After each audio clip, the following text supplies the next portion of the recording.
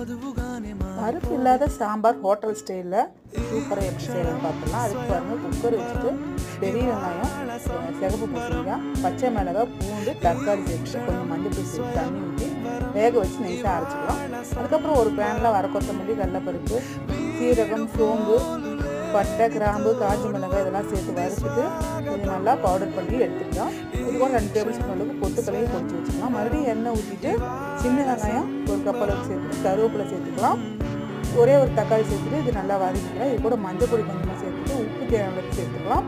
இப்போ தண்ணி ஊற்றிட்டு தண்ணி நல்லா கொதிச்சதுக்கப்புறம் இந்த அரைச்ச இந்த வெங்காய பேஸ்ட்டை போட்டுக்கலாம்.